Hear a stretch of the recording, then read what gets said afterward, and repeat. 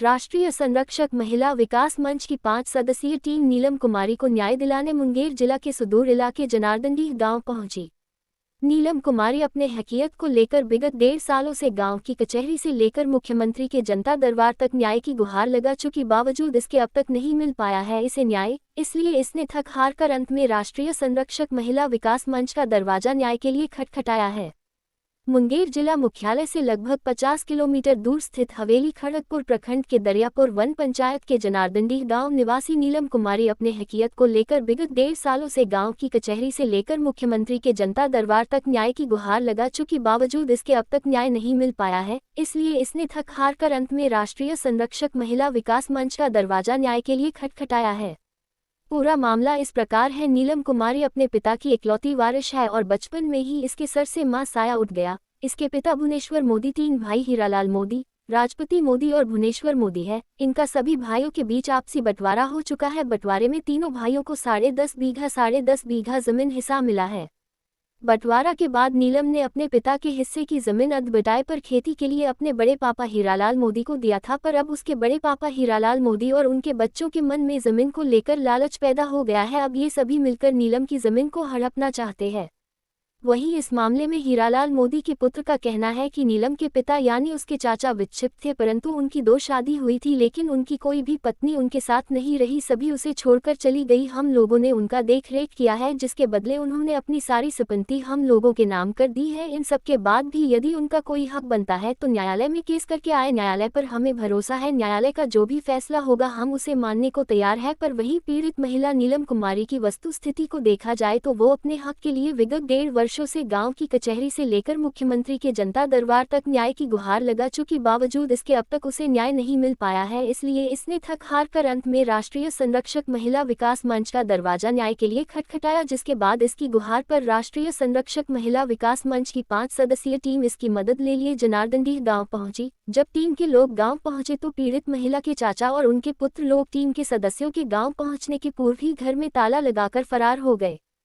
देखिए, ये लेडी है, इनका नाम नीलम देवी है। ये पिछले गत 1 महीने से टेलीफोनिक टॉक हो रही थी, फिर 2 बार ये पटना आके कंप्लेन भी की। अपना मामला ऑलरेडी इनका चारों तरफ है, थाना में है, कोर्ट में है, मुखिया के पास है, सरपंच के पास है। पूरे गांव में हर बच्चा से लेके बूढ़ा बूढ़ा इस मामले को जान रहा है। मामला ये है कि ये एक बेटी है, 3 भाई थे, उनके पुत्र हैं, सुपुत्र हैं। एक भाई के कोई बच्चे नहीं थे।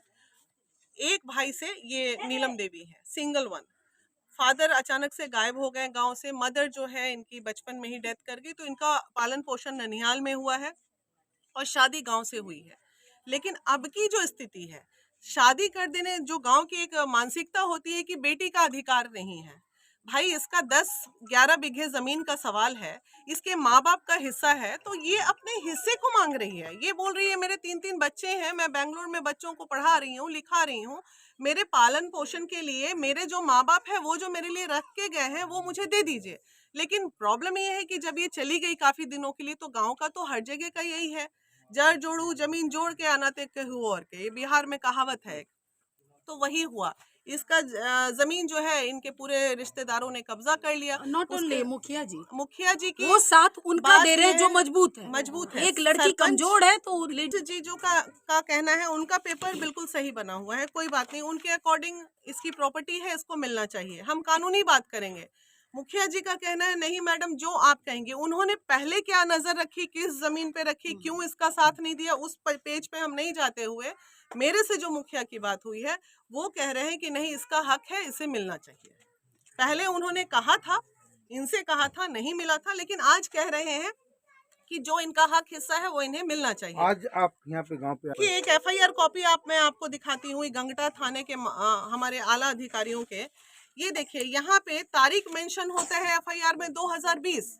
हाँ, मान लीजिए ये मिस्टेक था लिखने वाले का, या हो सकता है मंशा से किसी ने गलती किया। आप FIR दर्ज कर रहे हैं 2022 में और यहाँ पे कंप्लेन दर्ज हो रहा है 2020 के डेट से। ये तो ऐसे ही इनवैलिड है, इसको तो फाड़ के भी फेंक दिया जाए। तो ये सब लापरवाही है। ये जो भी केस के IO है या SHO ही ना साइन करके IO डिप्यूट करते हैं। क्या आपने ये देखा नहीं, यहाँ 2020 मेंशन किया हुआ है, आपने तो कांड का डेट ही बदल डाला, उसको 2000 बैक ले जाके बदल रहे हैं। तो ये सब चीजें बहुत है। और सबसे बड़ी बात है, इतने रूरल एरियाज हैं, यहाँ पे नज़र नहीं पड़ पाती है सरकार की प्रॉपर वे में। और जो सारा सरकार के आला अधिकारी बैठते हैं, मुखिया जी हैं, वो कानूनन संविधान के तहत एक शपथ लिया जाता है, शपथ लेते हैं वो कि हम संविधान के पॉइंट नहीं है ये। मैम आप आई जिस मामले को लेके आई हैं तो उसको लेके अगला कदम आपका क्या होगा? देखिए, कदम बहुत सिंपल है और इसमें कोई लड़ाई झगड़ा नहीं है। इनके परिवार भगौड़े की तरह जो भाग गए हैं, कितने दिन भागेंगे? इनको तो यहाँ से हमसे नहीं पकड़ाएंगे, मुखिया जी अभी बोलेंगे ये आके बैठेंगे। और प्रेम पूर्वक, प्रेम से जो काम किया जा सकता है वो लड़ के आप प्राप्त नहीं कर सकते। और मेरा अधिकार है, मुझे चाहिए, मैं तो अपने अधिकार करने आई हूँ, थोड़ी आपका कोई चोरी और डकैती करने आई हूँ। मेरा अधिकार है, मुझे दे दीजिए, बस इतनी सी बात है। उनका अधिकार उनको दे दीजिए, ये यहाँ से चलते बनेंगे या उसको बेच देंगे या मुखिया जी ही खरीद ले इनसे जमीन।